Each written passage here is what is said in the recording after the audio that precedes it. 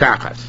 Now this whole paragraph is cases. As I say, I'm going to try and avoid doing the Nachos Tzvi, but we'll see if we can do that. Cheresh nasa b'kachas, a deaf person who married a deaf mute. Okay, he's a deaf mute who married a I don't know a good translation for pikachas. Normal. Yeah, we use normal, even though it's pikachas literally means open. The ears and the mouth are open. That's what it means. But anyway, all right, we'll use normal. So the deaf mute marries male marries a normal female, or pikachas l'chereshes, a normal male marries a deaf mute female. If they want to get divorced, they get divorced. He wants to keep her, he can keep her. His marriage is a rabbinic level marriage to her, so therefore they made the marriage and they allowed the divorce at will. It's an interesting thing, I should point out, the Achronim speak about this a great deal, both the Bible and Yerushalmi, that the Chiddush is more on the Pikeach, or the Pikachas. In other words, you would think that this might consider to be for Pikeach or Pikachas a Bias Nus D'Oraisa, because the D'Oraisa they're not married, right? So it's Rabbanan that they're married. But we see the rabbinic marriage is sufficient to take away the prohibition of Bias Nus on the Pikeach or Pikachas. You see, that is really the flip side of this. Everybody focuses on the Chiddush that we allow him to get married to Rabbanan, but that's not a big Chiddush at all. Or her to get married to Rabbanan. The much bigger Chiddush is that the spouse who should be married to Raisa is living quote unquote out of wedlock to Raisa and only in rabbinic wedlock, and yet nonetheless there are no sanctions or difficulties applied. Although the principle is not applied in this manner, Kol Mekadosh Adaita Rabbanan Mekadosh means that all aspects of Kedushin are really told in the Rabbanan. Wow. So it's not so shocking to say that this Pikachas is permitted to live in this kind of marriage when the Rabbanan sanction basically all marriages. Yeah, well, that's not so simple. Although I don't disagree with you in principle, but in practice, if a guy gets married without saying Kedas Moshe Yisrael, then the rabbis really don't. It's very difficult for the rabbis to come and what's the word? Annul his marriage. In other words, they always say that Kol Mekadosh Adaita Rabbanan Mekadosh is to a large extent because we say Kedas Moshe Yisrael. So it really requires the individual to take the rabbis into his marriage, by making that condition. Otherwise, it's not so simple. So here, the rabbis are actually not just tampering with something because they are brought in as the arbiters, but rather they are legislating new legislation. You understand what I'm trying to say? So I think you're right. I do think you're right, but it requires more of it still is a novelty to say that Kol Mekadosh applies even to basic legislation as opposed to tampering conditionally with marriages. I'm just getting to the logistics of this. How's the Chiddush going to say Hinei Hirei viciously? Mishnah says. So Kishem Shukanes Birmiza. He goes like this. They ask him, do you want, or we say, I guess, or sign language, whatever. So that whatever Remiza is, that's how it works. And same thing with the get? Kachumoitzi Remiza, right. Pikach Shenosa Pikachas, what happens if a normal guy marries a normal girl and he's chash, she becomes a deaf mute? If he wants to divorce her, tough on her, right? He wants to kaim, he keeps her. Nishtatita, if she goes insane, lo yotzi. He shouldn't let her go, not because he's not allowed to, but because she's going to go and engage in licentious behavior, very likely. The biggest tragedy is if he becomes a deaf mute or insane, he can never divorce her, and she's stuck, she's an aguna, literally speaking, and cannot leave the husband in any way, shape, or form. How does he do it? That's because it started out as a real marriage, right? Right. And then she gets stuck. What does he do? Roimeis, he alludes, lagita, and he gives her a get. Kishem shu roimeis, just like he makes signs, kachudiermas, people sign to him, and that works too. As Ger Shaitar actually wants to change the gears and say kachin near mezes. so too she gets hints. Masnisa, our Mishnah is b'shakitra b'kesef. Now, this is an amazing statement which Yerushalmi makes, and the Mechamayim says that all the Mefarshim, although I haven't seen them here, but the Mechamayim says all the Mefarshim go crazy. They're literally frightened from this Yerushalmi. It says, Masnisa b'shakitra b'kesef. When is a Kiddush only d'Rabbanan? If he's Mekadosh with money. Avlim kitra b'be'ila, but if the Cheresh marries even if one of them is a deaf mute, let's say he's a deaf mute, right? And marries a normal woman, b'be'ila, with relations, Kiddushav Maaseh, then the marriage is a valid marriage, V'geirushav Eino Maaseh, and of course he can't divorce her. It's an amazing thing. The Gemara is saying that the bia is a bia, right? And therefore the marriage is valid. It's only when you have to take a money or a document and make it into a marriage that it's only going to be a d'Rabbanan, and that therefore the divorce is only d'Rabbanan, so therefore he's mekadosh her b'bia, so he can never divorce her. Nobody paskins this way.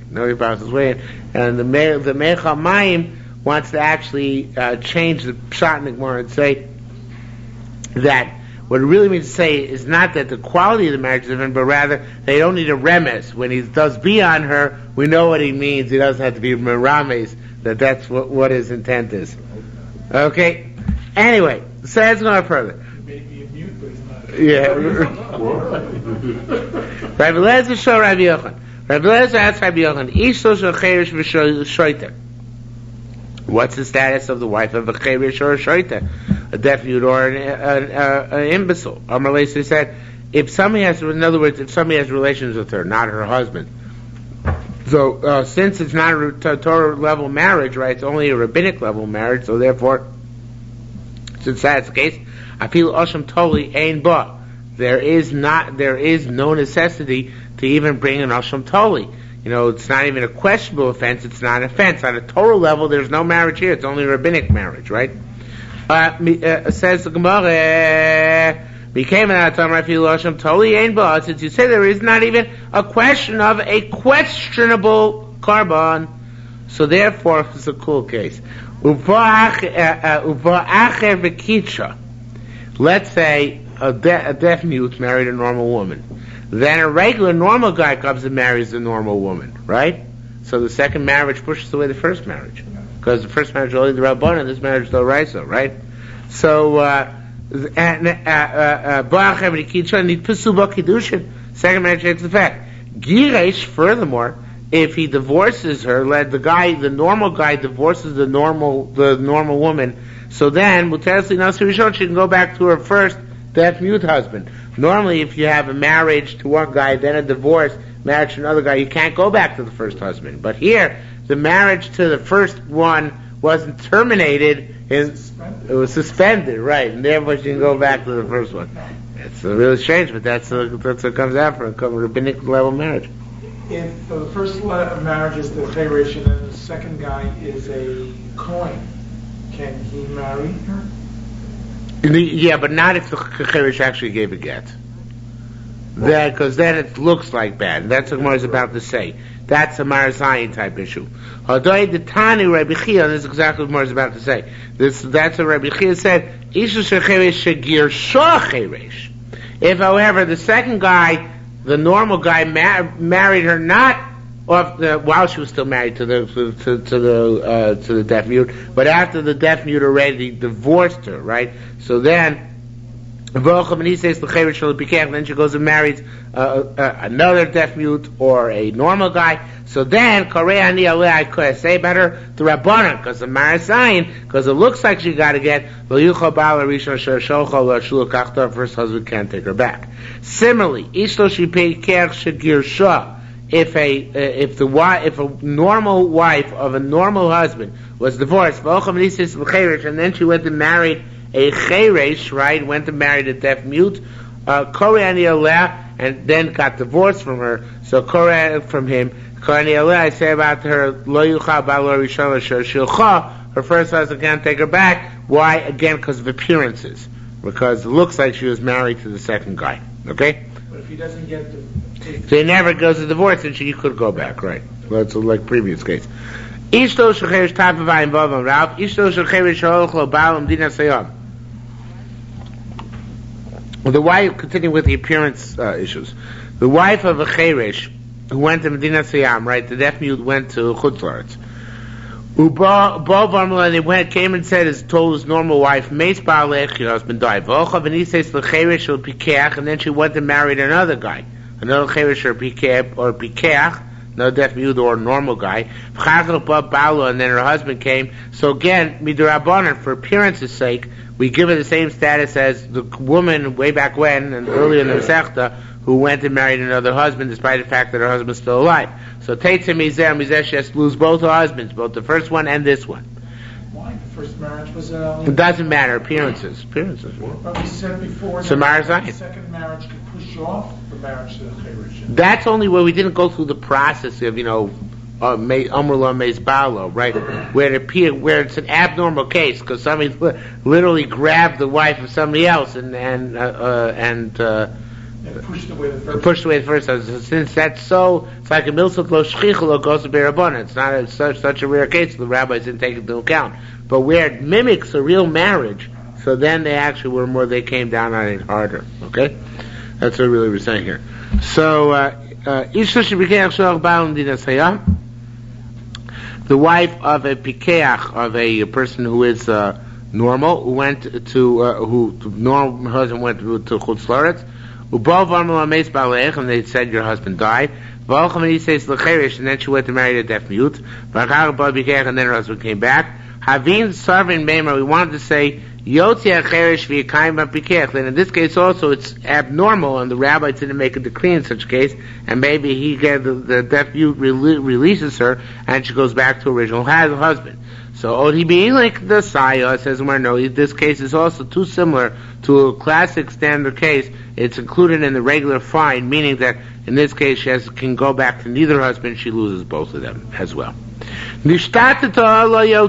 Now we said in the Mishnah that if she goes insane, he should not divorce her. The said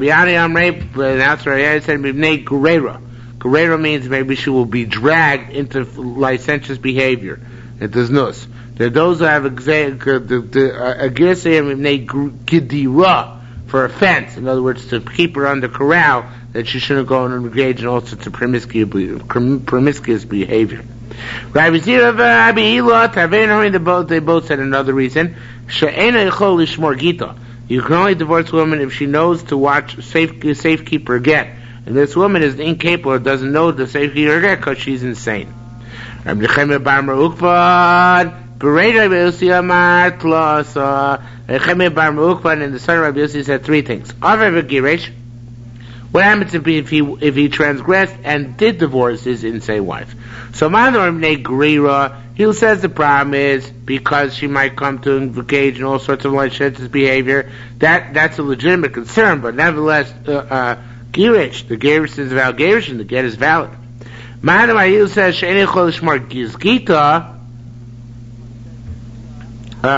he says that the reason is the opposite one, because she cannot keep her get, she doesn't know how to preserve it, so that means there's something intrinsically wrong in her gerushin. So Gosser, in that case, she is forbidden to marry anybody else, because we say there's something wrong with her gerushin if she doesn't have the capacity, the wherewithal, the maturity to save her get. Okay? Yeshla ben va'av va'ach. If she has male relatives who can safeguard her. Who can safeguard her again, I should say. So he says it's because she's going to be dragged in licentious behavior. It's also because she'll be dragged. That she can't watch her own get. She's got a father, and her father will help her and enable her to keep her get safe kept. Period. What if a woman is sometimes sane and sometimes insane, sometimes lucid and sometimes irrational? So, he who says that the problem of the grand again, this problem of get in this area is that maybe they'll go engage in licentious behavior. So it remains also because when she is in the status of shaita, she's going to go and she's going to engage in licentious behavior.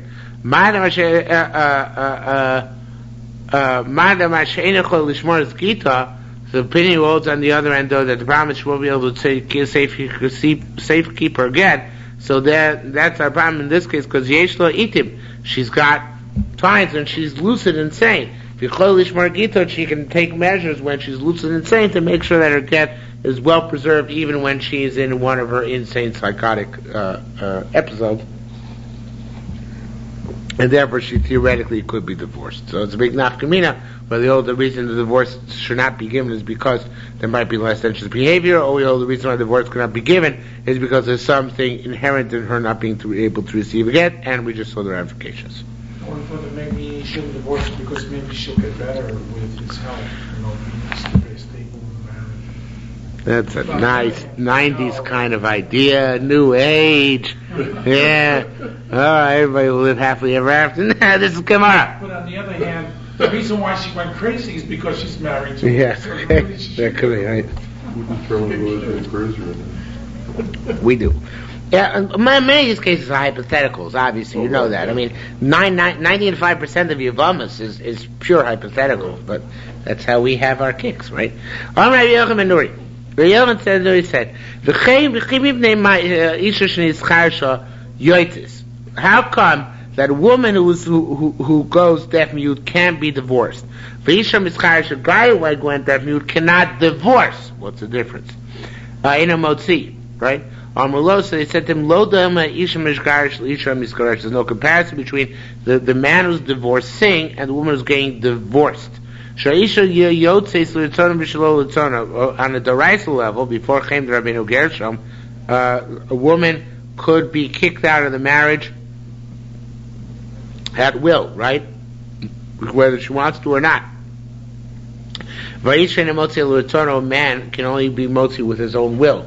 So therefore, in terms of being on the receiving end, even if the woman has no will or no das, she can still receive a divorce. In terms of the giving end, since the man has to have das, just have an intent to participate in this transaction, so therefore if he's insane or he's become deaf-mute, he simply cannot participate, and therefore there's no way to terminate the marriage. Okay? Says the Gemara, says Mishnah, sorry. Hey, Rabbi Yochanan ben Gudgoda, Rabbi Yochanan ben Gudgoda testified, on a deaf-mute who was married off by her father, she had to beget. That, in that case, a get is necessary. Why? Because he says that no matter what, when she's a youth, so her father married off, and that's the Raisa, right? And when she's an adult, so she herself engages in married behavior, right? Oh, wait. Yeah, right. Even though she's a chereshes,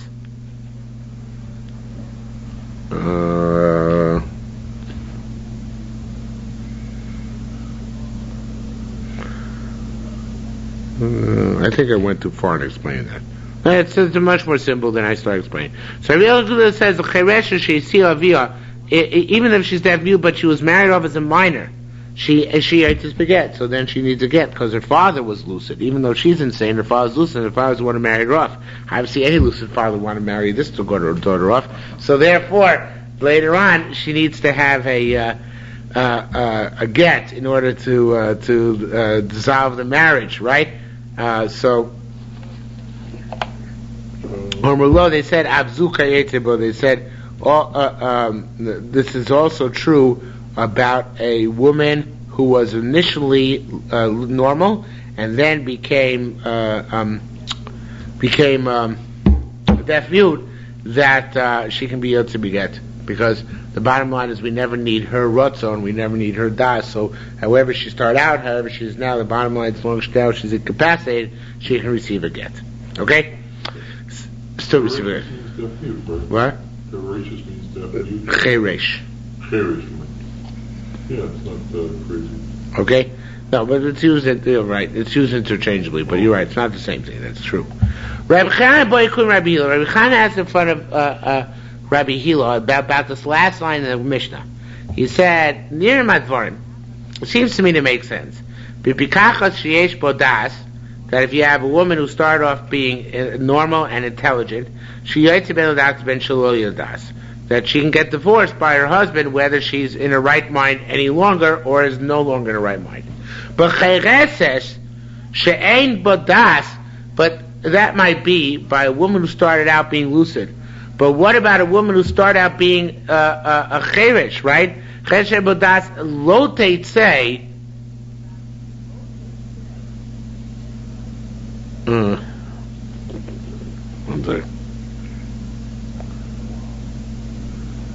Yeah, I made a mistake. Small one. But let's just start with the end of the Gemara again. It seems to be a woman who's normal, who's got das, so she can get kicked out by her husband whether she acquiesces or doesn't acquiesce, right? That makes sense. But a chereshes who has no will or no intent, maybe she only goes out when she can have will or intent. It's like the famous Talmudic principle called a roy labila ein bila ma'kevetzbo. Chol she'ein roy labila bila ma'kevetzbo. Anytime you can do something, you don't have to do it. But anything you can't do something, it impedes upon the thing for taking place, right? So here, one said, if she's a bikachas, so she's in the category of das. You don't actually need her das, but she has to be in a category. But a cheresha, she's not in the category of das. So therefore, maybe there's no divorce at all. You see the reasoning? But I need her to be suitable for das, not to actually have das, but to be suitable for das. So that would exclude the cheresh, because the cheresh is not suitable to even have das at all. Okay? So it says Gemara, wait a minute, that's nice. Nice question, Rabbi China asked. Shkoyach! But below Eidusi, Rabbi Yochanan Gulgoda testified that a woman who's a cheresh is to start off as a cheresh, right? A cheresh shavia si avia. Her father married her off as a cheresh that she can receive a get. So we see Shuvitaka don't need any capacity of das. It makes no difference, right? Says the Gemara, again, below Eidusi. Abzuka Eitziba. So too, this would be the same thing. Umosifim while Eidus, you're going to add, meaning you're going to change that which we have Eidus on. How can you possibly change it?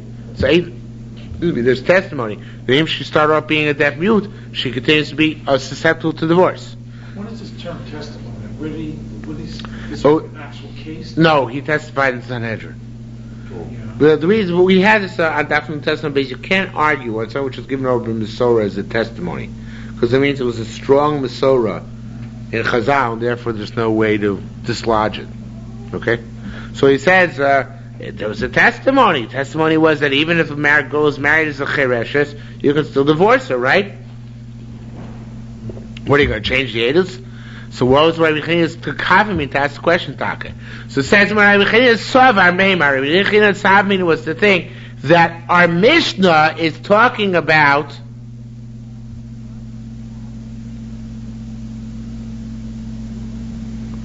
our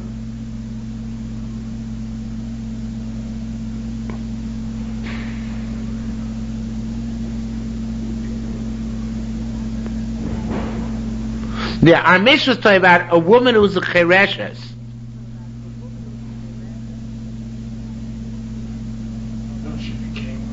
No, she was a chereshes from the get-go. Look at the ages in the Mishnah. The Eis Mishnah, the last three lines, right? A chereshes she'isiyo aviyah sheyotze beget. She was married off a chereshes, right? So our Mishnah, he thought that our Mishnah is talking about a woman who started off as a chereshes, and he wanted to ask about not the case of the Mishnah, but a similar case, but enough different that it raises the question. When she was married off, she was still normal, but then she lost her marbles afterwards, or she became a deaf mute afterwards. So then, and that's our case. That's the question which we're asking. Rebbe Chia is asking. Oh, she's willing to concede if the marriage started off on the base level of chereshes, so it's a non-das marriage, and therefore we don't really need das, any capacity for das at the divorce at all. But his question is really if you start off as pikachas, and then you got downgraded to chereshes later on, maybe in that case you can't divorce, because you started off being on a level of das, and now there's no das anymore. Okay? Says the Gemara, Rabbi Yossi Sover Meima. Rabbi Yossi asked the following question. He asked, or rather, he posed the following question. Biktana Shisi Avia, you have a young child who's married off by her father. And here it says V'nizgarsha, but it's changed here on the side to v'nischarsha. A girl who started off being young and normal, and then became chereshes. So he's explaining that Rabbi Chanina ben Gamliel's testimony in our Mishnah is talking about a ketana who was normal and then became. Actually, this is what you just said. He's trying to push aside the question of Rabbi Chanina, saying Rabbi Chanina's question is addressed in our Mishnah, because our Mishnah is talking about also not just where she was married off as a deaf mute and remained a deaf mute, but here he's talking about where she was married off as a normal girl, and then she became a deaf mute. And our Mishnah is saying she can take a get in that case, right? That's the Eidus case, the case Rabbi Chanina will go to testify in the Sanhedrin. So we see quite clearly, he says, that this case is a case in which there can be a get, and we see therefore that your premise is incorrect, that rather the entire issue is that since get can be done shalomi das, even though she once had das, even though and now it doesn't have das, it's not material. The get can still be given. Okay, so that's what the question for Ahila, he's saying, is subsumed under the category of the testimony which Rabbi Yochanan will go to testify. Okay, Rabbi Yochanan said. Now the truth is, Rabbi Yochanan didn't say nothing, because this actually goes on the next Mishnah. So let's wait till the next Mishnah. Okay? Sarabor. Shnei achim. Halacha Gimel. Two brothers. Chereshin, both deaf mutes. Nesuim l'shtei achios. They're married to two sisters. Chereshos are both deaf mutes. All l'shtei achios are to two sisters. Achas chereshes v'achas pikachas. One is considered to be deaf mute. One is a deaf mute. The other is normal. Shtei achios. Chereshos are two deaf mute sisters. The Sultan Shtei Achim married to two brothers. Echad Pikchim, who are both normal, or L'Shnei Achim Chereshim, two brothers who are both deaf mute. L'Shnei Achim to two brothers. Echad Cheresh ve'Echad Pikech, one is Cheresh and one is normal. Harelu Ptulim Mina Chalitzo Mina Yibum. They're exempt from Chalitzo and Yibum, right? Because they are, whatever the level of the marriage is, there's achosishto, right? Which might be only the Rabbanan marriage, but in that case only Yibum is also the Rabbanan, right? And therefore you're coming to, since there are two sisters involved, so there's no Yibum because of achosishto, your wife's sister, okay? Because it wasn't the rights of marriage. Right. Well, even it was real the rights of marriage. There's certainly a wife's sister preclude you from doing Yibum. She'd be at... the other one, because the other partner, the other couple, there's a Is that fine? Oh, that way what? Why, you don't have to do Yibum or... No. It's because... That's part of it. It's because there were two sisters married to two brothers. Oh. Right.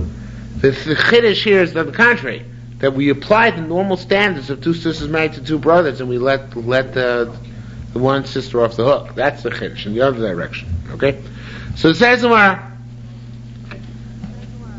all these cases, the example to Yibum. Now, imayu nachrios, if they were the two girls were not related to each other, so in that case, he cuts. If he wants, he can marry both. If he wants to divorce them, he can divorce them. One of you have two brothers. One is deaf mute, the other is normal. The son of Shteach is because they're married to two normal women. What? Sisters. Yeah, they're sisters, right? What happens if the deaf mute guy who is married to the lucid sister, the normal sister? What happens if he dies, right? What is the co-conspirator here? The other son, who's normal, a husband of a normal, right? So in that case, Teitze Mishum Achas Isha. She has to get divorced because of his Not divorced. She doesn't need chalitza because she's his wife's sister.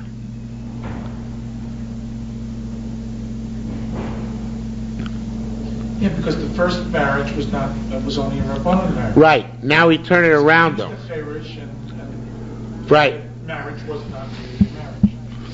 Yeah. So she's his wife's. She's a sister to the. Right. But now flip it around. Now says the Mishnah.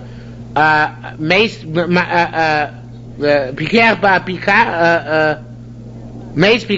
pikachas. If the other husband died, the one who was a lucid, a normal husband, so Maya said cheresh ba pikachas. What does his the Yavam do? Motius ishto began. In that case, he divorces his own wife for the get. But he can't marry his brother's wife either. In other words, he's in a bind. He's in a catch-22 situation. The brother who's a deaf mute, who married the Pikachas, his marriage is not a D'Rabbanan, it's only the Rabbanan marriage. But his brother's marriage, who was a Pikach married to Pikachas, is a Torah marriage. So now if his brother dies, his Chiyuv Yibum is D'Oraisa. His marriage to his own wife is D'Rabbanan, right? So that's a recipe for disaster. He loses on all counts. He can't do the Yibum, he's got to do Chalitza, because rabbinically, this is his wife's sister. But he can't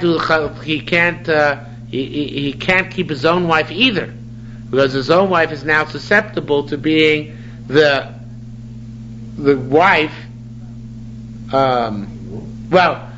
His own wife is the sister of the Yevama, who's the Yevama D'Oraisa, while his own wife is only his wife to Rabbana. That's why he's got to get rid of his own wife as well. But he can't do a Yibum on the sister-in-law? No, because the Erevas feed off each other. They're both, wife sister to the other, or sister to the wife, etc. Okay. Now we go back to Amud Aleph. On this, Rabbi Yochanan says the last line, which is skipped before. Rabbi Yochanan says, "Leis kin al rosha, each kana sofa." He says the ratio, all things we speak about till now, they're not such big chidushim. I mean, it's obvious, just common sense. This last one, however, is a big chiddush, because this last one tells us that we penalize to a large extent, right? Ma'iskin al rosha, what's the difference? The beginning is right? Each one stay within its own type.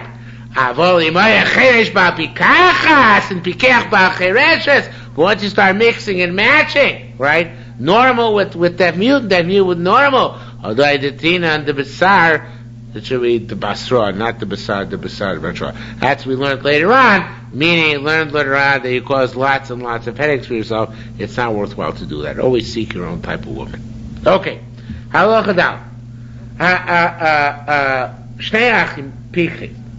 You have two brothers. Oh, I didn't do the Gemara. Sorry, I didn't do the Gemara on Gimel. Tzarasa Mao.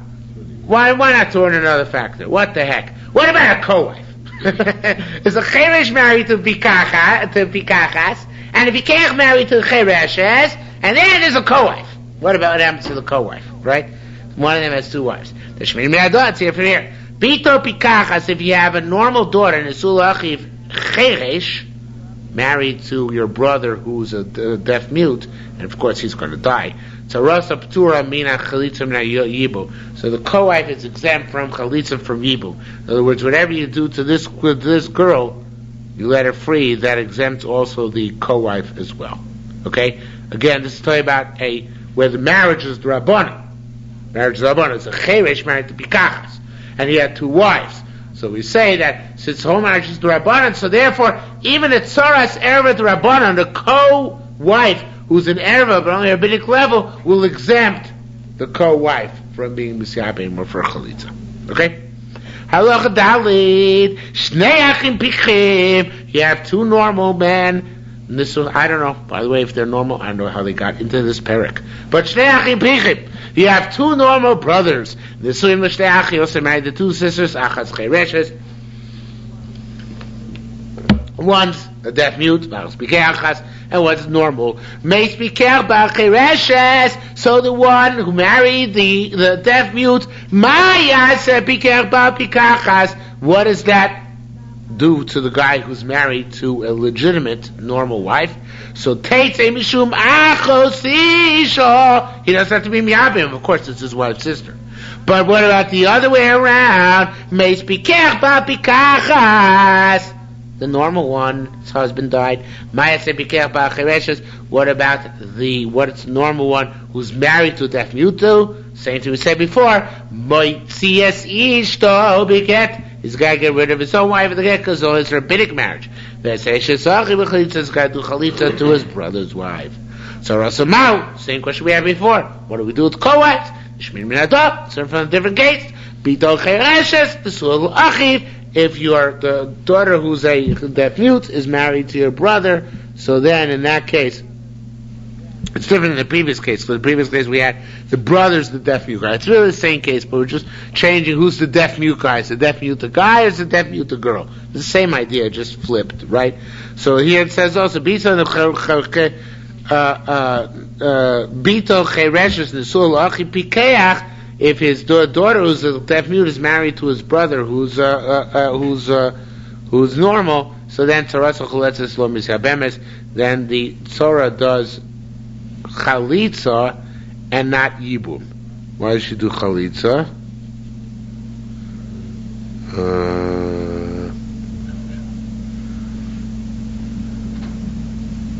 No, chalitza not yibum. Chalitza not yibum. Why is that? Because who died here?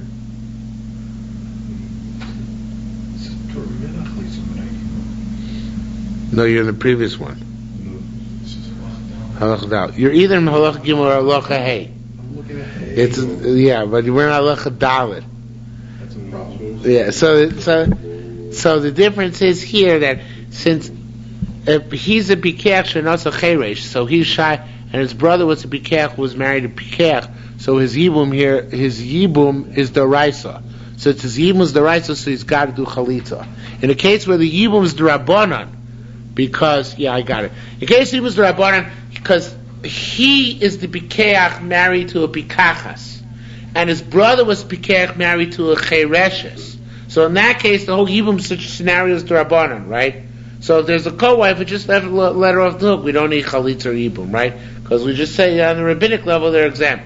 But here the chi of yibum is the raisa, because the brother was the one. His brother the one who had the raisa marriage, and therefore in this case we can't say, well, just because one of the two co-wives is your wife's sister, that we exempt your deceased brother's co-wife, because this is a deraisa situation. Your Rabbanan marriage to your deaf mute wife can't exempt the deraisa situation of yibum, and therefore chalitza is necessary in this case. So the bottom line is that whoever the pikeach is married to pikachas in the equation, that generates a deraisa, if there is such a component, that generates a deraisa and triggers off chumras. Okay? Shnei achim, two brothers. Echad cheresh ve'echad pikeach. One of them is now the two brothers are splitting up, right? To first, look, it was talking about two brothers who are deaf mutes. Halach Dao is talking about two brothers who are normal. And now we're splitting the brothers, right? Shnei achim, echad cheresh ve'echad pikeach. One's deaf mute and one's normal. This is Shnei achim are married to two sisters. Achas chereshes. One's a deaf mute, achas pikachas, and one is normal. Meitz cheresh ba'al chereshes. If the guy was deaf mute married to a deaf mutis, ma'aseh pikach ba'al pikachas. What is his brother, who's normal, who's married to a normal woman? What do they do with the Yevama, who's the deaf mute, right? She's a Pikas, but she was married to a deaf mute, right? So she goes out. Obviously, she's Teitzim Mishum Achos Isha. Her whole marriage is the Rabbanan, but certainly it doesn't but she's certainly the wife's sister, so therefore she just goes scot-free, right? Now, however, what's the other case? If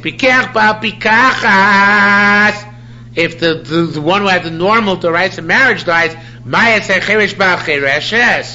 so what happens to the other? What is the deaf mute guy who's married to a chereshes do? So motzias ishto beget.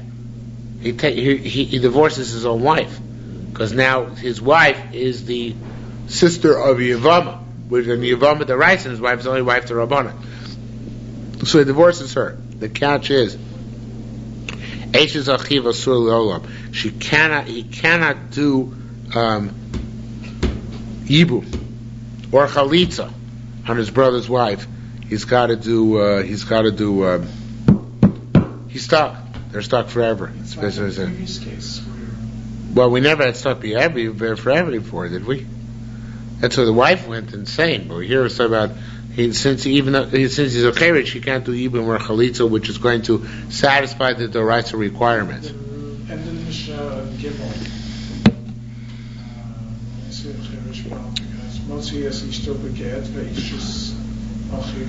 Oh, you're right. We did have that before. That's not true. Okay, I just ignored it before. Okay, so Rasama, what about a co-wife? Yishmini does so the same thing we said. We had Locha Gimel, as you pointed out, it's parallel. It's just an oddity that in effect the Zika is stronger than his marriage. But it's the Rabbanan though. It really isn't. The Zika isn't stronger than marriage. We had explicitly in the previous parak, going around Gamliel, the Zika is never stronger than marriage. It said if you're married to a minor, and your Yevama is your minor wife's sister, right? And then, so Rabbi Gamliel said, we wait till you grow up, and then we make you do full marriage up, and you can effect the Doraisa marriage, and then you reject the Yevama. But here, he's a cheresh, he's a deaf mute, it's never going to improve the situation. And therefore, it's too big a marriage sign. It's not, that's what I'm trying to say? So therefore, that's why we don't let him, we don't let him stay married to his wife, where the Yevama is a sister to his wife, even though theoretically we could, where there be some Doraisa fixed down the line. Since there is no Doraisa fixed down the line, so we say this stinks too much, and we have to make him in this case divorce his own wife in favor of the Yevama. Again, only because of Marasayan issues. Okay, so Rasama. What about a co-wife? The Shemini Me'adat, sort of from here. Bito Chereshes, if you have your daughter who's a deaf mutes, and the Sul Achiv Cheresh who's married to the brother who's a deaf mute. So Tzara Ptura Mina Chalitza Umina Yibum. So in that case, the Tzara is exempt from Chalitza and Yibum. Why? Because the entire marriage was a rabbinic marriage. So therefore, there's an exemption from Chalitza and Yibum. Shneach. Two brothers, one was deaf mute and one was normal. The Sulish Steinachas are married to two women who are not related to each other. Pikchos, who are both normal. Meis Cheresh Babikacha, so if the deaf mute guy who was married to a normal guy dies, Mayatse Pikach Babikachas, what is the guy who's a Pikach, an owner, the husband of the Pikachas do? Oh, Chalitza Miyabim, he does either Chalitza Yibum, because these women who they're married to are not related to each other. What happens if the guy who had the normal Doraisa marriage dies? What does the Cheresh Babikachas do? Kones, he marries her, he does even to her, ve'eno motzi la'olam, and he never ever can divorce her. This is an interesting thing. In the previous Mishnah we said, the previous couple of Mishnahs, we said there are scenarios where the Cheresh is incapable of doing either Yibum or Chalitza. But here we said the Cheresh can do Yibum or Chalitza. Right? Excuse me? Yeah. So I'm not sure what the difference is.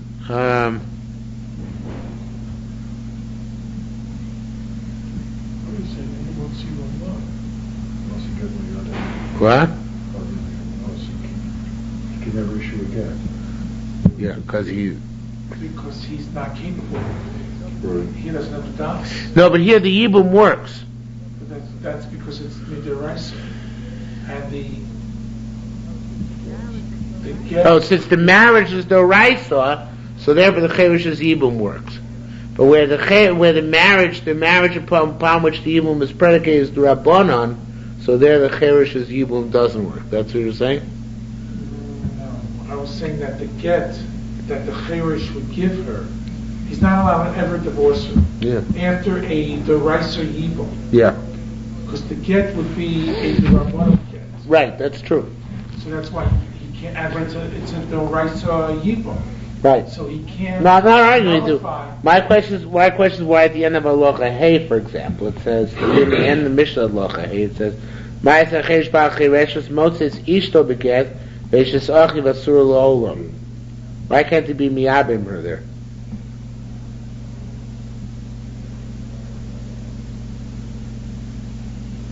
Again, you said that the Yibum was stronger. There was the rest of Yibum. Yeah, why can't it be Miyabim her? It says it can't be Miyabim her. It says she's Asur L'Olam. She's forbidden on him.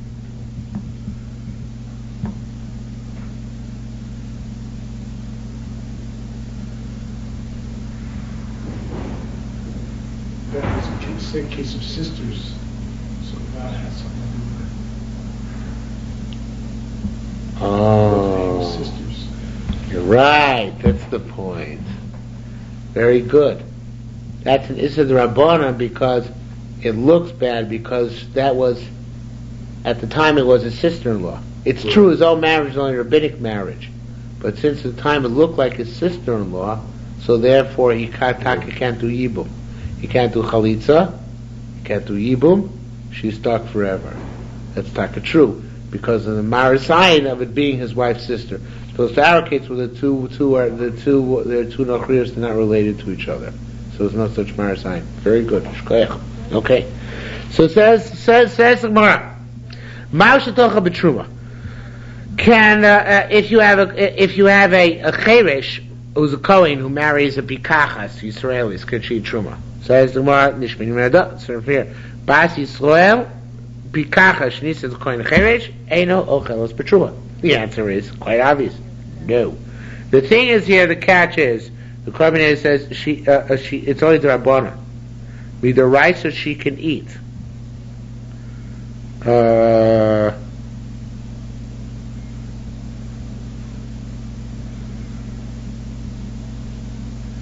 that true what I'm saying?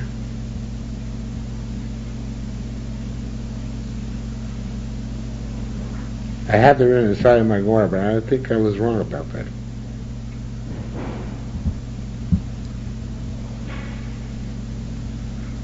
Yeah, I don't know why I said that. Delete that from the record, please. I think it's also Daraisa, because it's not a marriage Daraisa. Mesunafal Lifna Yavam.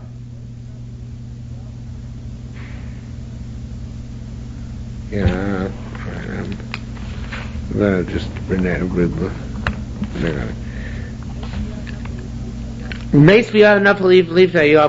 If she dies and falls in front of a Yavam from the rabbinic marriage of the sort, if he was smart, ochelas, if he was normal, she can eat, because now that she's mizabemis him, so she's married to him, and therefore she can eat. Cheresh, if he is also a cheresh, ochelas, she can't eat, because this cheresh is no better than the first cheresh from which she's coming, therefore she can't eat truma. Two brothers who are normal. Nesuna shtei nochos are married to two women who are not related. Achas chereshes v'achas pikachas. One was normal, one was deaf mute, one was normal. Meis pikach b'chereshes. You have the guy who's normal, who's married to a deaf mute. Maya said because so now you have a deaf mute, which of course is the rabbinic marriage candidate for Yibum. Maya said pikach b'pikachas. What does the guy who is normal married to a normal woman do? Kodesh, he takes her. There's no impediment. Then she's not his wife's sister. Talk about two unrelated females, right? If he wants to divorce her later on, he can divorce her, right? It's a valid marriage, a valid divorce. May speak careful because what if the other way around, the guy with the normal marriage dies? Maya said be careful because what does the other brother who's normal himself but he's married to a cheresh do? Oh, chalitza miyader. He could do either chalitza or yibum, of course, right? Because there's no relation issue here, right? But but if you have two brothers, one who's a cheresh and one who's a cheresh and one's a bikach. The switch they nechris married to two women. Achas chereshes v'achas bikachas. One's cheresh, one's bikachas. Meis cheresh ba'al chereshes. If the guy who's a deaf mute married to a deaf mute died, maya se bikach ba'al bikachas. What does the guy who's a normal guy married to a normal woman do? Kindness. He marries her. Why does he have to marry her? Because there's no chalitza by chereshes. A deaf mute can't do chalitza. She has to be able to talk. So therefore, she's a deaf mute who became a candidate for chalitza. He's got to do yibum on her. Okay? Maya Cook here. Maya said we care about Vikaras Koines. In Matzaloti, but once he marries her, he can divorce her, right? Because we said divorce no matter what. Makes me care about Vikaras. What if the other guy dies? The guy who was normal married to a normal woman. Maya said Cheresh Baal Chereshes. What does the Cheresh do who's married to the Chereshes? Koines, he could do Yibum. That's okay. There's no marriage signish because it's not his wife's sister. But once he does that, he cannot divorce her. Because the marriage is the rights of marriage. Because Yibum doesn't require das. It just requires that he does the Maisa. But divorce requires das, and das doesn't have. So therefore they're stuck happily ever after, hopefully. Okay. Can she eat truma in this situation? Let's learn it from here.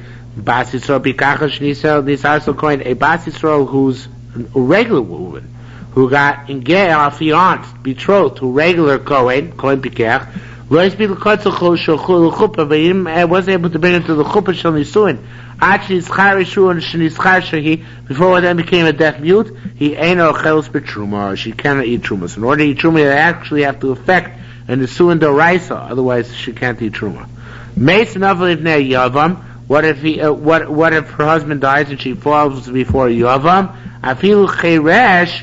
Even if the Yavam is a cheresh, our Mishnah says ocheles. Going back to the case in our Mishnah, says even if the Yavam is a cheresh, she can eat truma, despite the fact that were she to marry a Kohen who's a cheresh, she can't eat truma, right? Because it's not the right of marriage. But if she married a normal Kohen and he died, and then the Yavam is a cheresh, and she's misiabemis, then she can eat truma.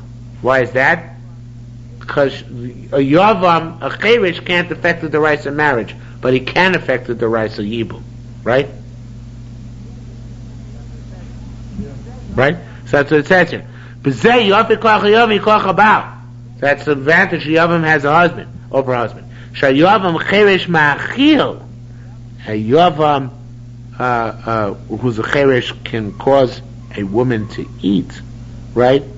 And a Baal who's a deaf mute, he cannot cause a woman to eat truma. Okay, because he's not fully married to her. Yibum can be affected by cheresh because it doesn't require das, but original marriage cannot. Now I babbled something here on the side. I'm not even going to tell you what it was. It's because I must have been drunk this morning. Okay.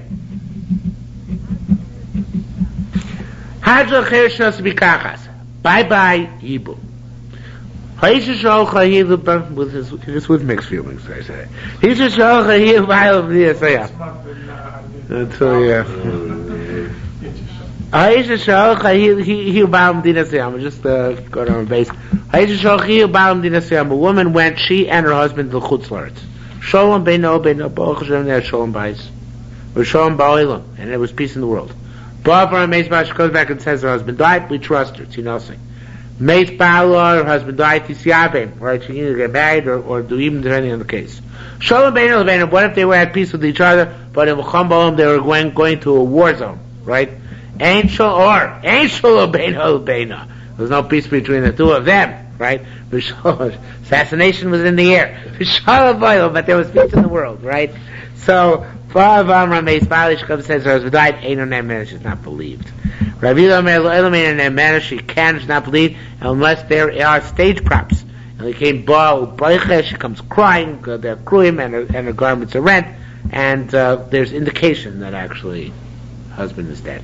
They said you don't need theatrics. Whether theatrics or not, she can get married. Just like you say, ask the word, if the witnesses she was a married woman. And she says, no, I got divorced. She's not believed. Why here do we believe her? Just like we don't believe a woman to say she's divorced, she shouldn't believe a woman to say her husband died. Shani he bade him. He said, no, there's different when she has Adam that her husband died, or even one Adam. If he comes, then obviously the Adam will be found to be abject liars.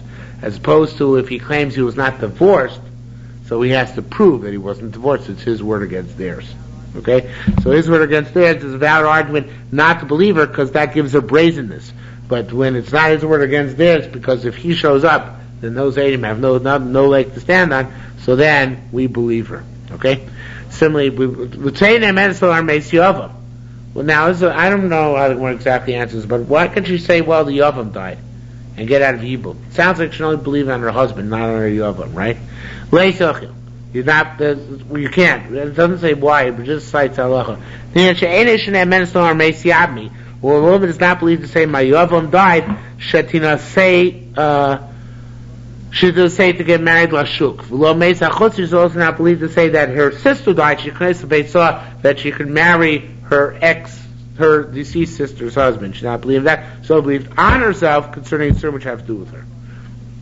Yevamos shenaflu al korcha ein emenes. Yevama. So what's the difference? So the Gemara says by Yavam she fell to him against her will. She's not believed. So in other words, she hates there's no other way to say it. She hates the guy.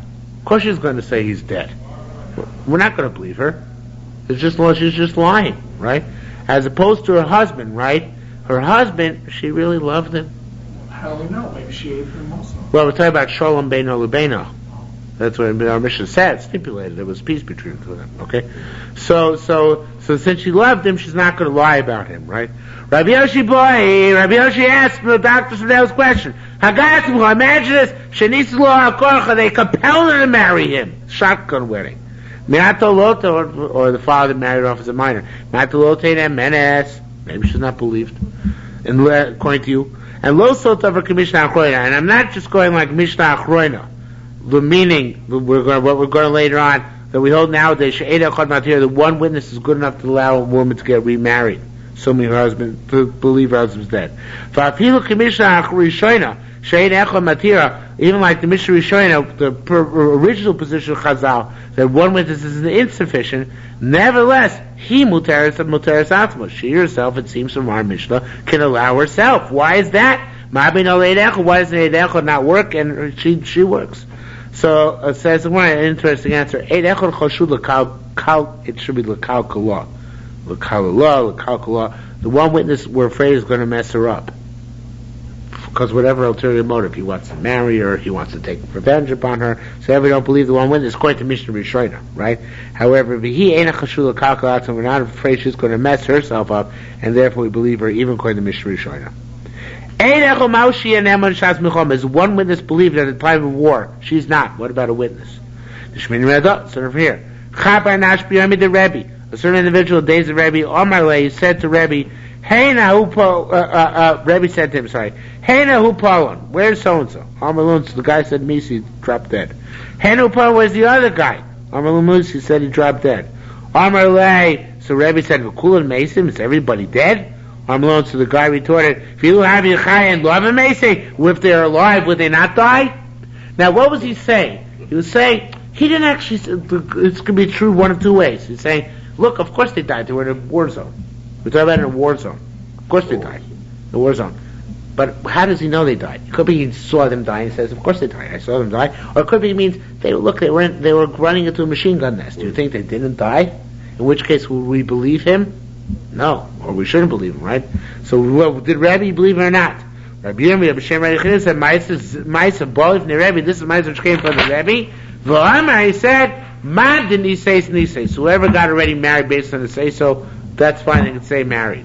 Madloni says, however, didn't get married based on his say-so, we shouldn't get married because of his second statement, which cast doubt on his first statement. His first statement was, they're dead. The second statement was, what do you think, they're not dead? So the second statement cast doubt, so anybody who hasn't yet got married based on say-so should not get married, but anybody who is married can remain married. But what we see here is that it ain't echad, unless he messes himself up by saying something detrimental to the cause, is believed even if it's a shas milchama. Hadar Meras teaches us she'ed echad neman b'shas milchama, that a solitary witness is believed at a time of war, and we will stop here.